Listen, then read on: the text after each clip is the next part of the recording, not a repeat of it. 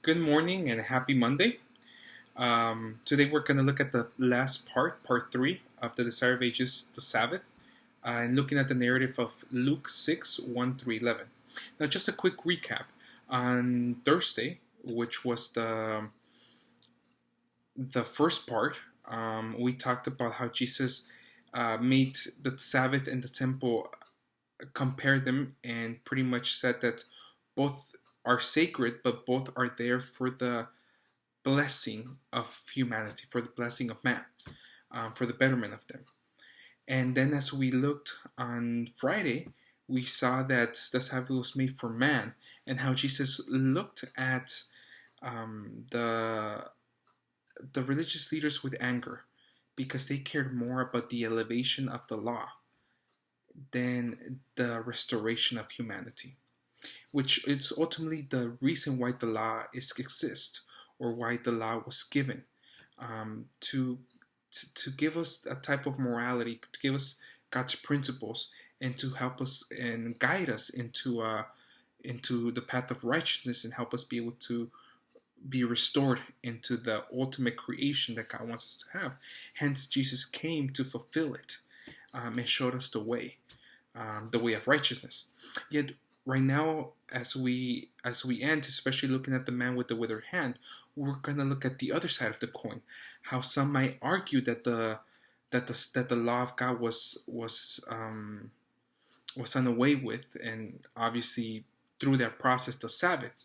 And obviously, if you follow that train of thought, Jesus and his disciples broke the Sabbath because there was no need for the law. The law was going to be changed, or the law was not relevant anymore. Jesus came to change things according to that argument. And to a certain extent, that's the same mindset that the Pharisees had, contradicting the teachings, the principles of God.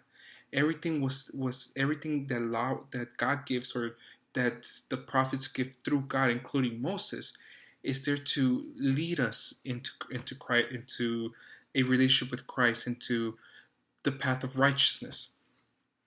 Yet, if we follow that the law of God was done away with, that would mean that there was ultimately, at the end of the day, no need for it, and therefore it wasn't perfect. Because if there's no need for it anymore, then there was no it was imperfect.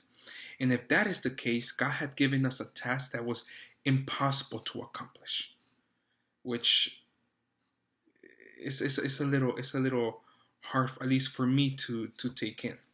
Jesus came to fulfill the law through love, to accomplish it by loving God and His creation. If we see everything, I mean, He even summarized it, and these two things are the law and the prophets, that you love the Lord your God with all your heart, with all your soul, and your neighbor as yourself. Pretty much talking about love towards God and love towards God's children, love towards your neighbor. Selfishness is what breaks the law, and love is what accomplishes it. And in the Sabbath in particular, more than any other day, perhaps, we have the opportunity to be one with God, and to love mankind, to love the children of God, and to do good on the Sabbath. And I hope that as we have read and discussed this passage, at least for me, honestly, it was a refresher from what I've read in the past.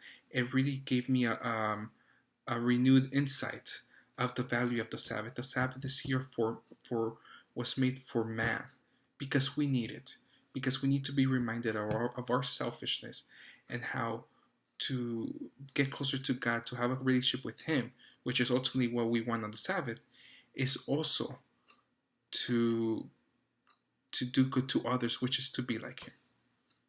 So I hope, as we have just had the Sabbath a couple of days ago, we're able to contemplate and think how we could bless others by loving them, how we could truly fulfill the Sabbath by giving people what they need the most in this world, which is love, especially in this time, which is that connection, that love, that is lacking a lot in this world.